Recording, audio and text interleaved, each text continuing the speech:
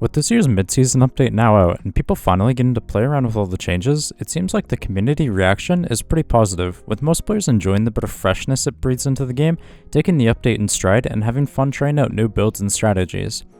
However, that's not to say that everyone is happy, and there have been people expressing their frustration and confusion with some of the changes, which is what I want to talk about today, going over some of the more negatively received and notable changes, explaining why they're not only just good for the game, but also why these changes are particularly exciting, which I'm willing to bet a majority of people didn't realize. So starting off, let's talk about the Enchanter item changes, which seem to have been done not as a nerf to enchanters, but rather as a way to make enchanters more viable and perhaps even a bit stronger. This is because the intention of the change seems to have been targeting the pseudo-supports like Karma and Lux, who build something like Ludens to be a burst mage, then poach the enchanter items for way too much value, which meant enchanters were being overshadowed and outclassed with their own items.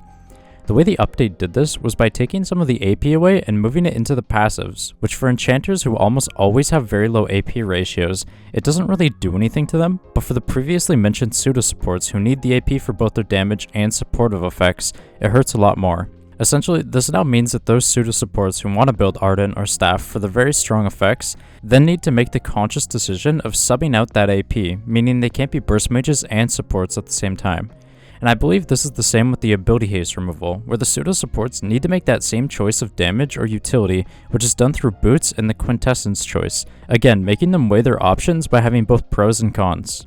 For the assassin changes, I think they were all a complete failure because of the intention of the change, which was to limit item poaching, but the problem was never the items, but rather the fact that lethality and bonus AD aren't real class stats that can be used to dissuade item poaching in a similar way to base AD does for fighters or crit does for marksmen. Lethality is literally just flat armor pen renamed to sound cool, meaning fighters and marksmen get the same value out of it as assassins, which is why item poaching has been so prominent for assassin items in particular. And this is also why nothing short of reworking the stat or creating an entirely new stat for assassins would solve the issue they tried to address. Apart from the intention of the change, however, I do think Prowler's Claws active being removed is an objectively good thing for the game and should happen to Protobelt as well, because a dash-based mythic only works for marksmen due to the current state of the game and their necessity of being fragile and largely immobile. It's essentially a consolation prize for marksmen, like, hey champs, stick in though, you're doing great, after the own 4 tank one-shots them.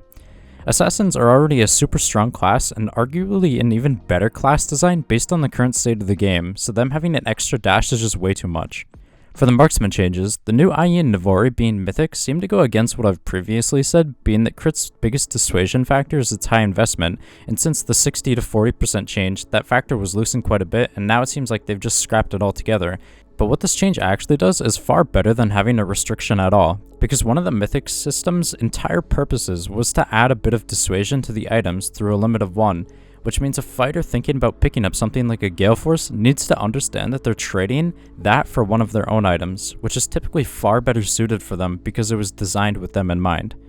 And then lastly, before I end off the video, some of the less major but still notable changes.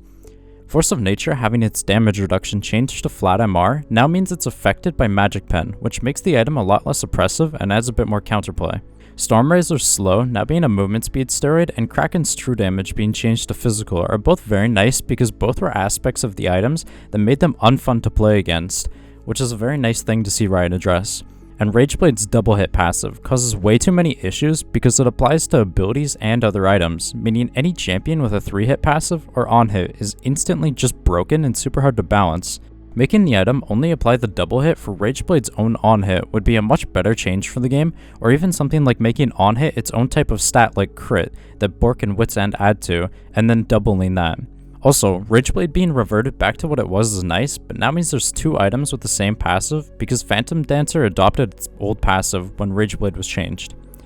All in all, this mid-season update was a pretty good one, introducing a lot more diversity and creativity, helping to support some of the forgotten champions and playstyles, and addressing some of the item poaching issues that has been plaguing the game ever since the Mythic item update. Since it seems like this update was primarily meant for marksmen, and since we had the tank-focused update not too long ago, it's possible in the near future we could see an AP item update or even a dedicated assassin item update similarly to what I talked about before. It's nice to see Riot starting to understand some of the issues and begin addressing them, and I think this update has the potential to be the one we'd look back on as the beginning of the good era, or rather, the end of the bad era, if Riot continues along its path. Let me know what you guys think of the changes and what your opinion of them has been so far. Subscribe if you aren't, leave a like if you enjoyed, and thanks for watching.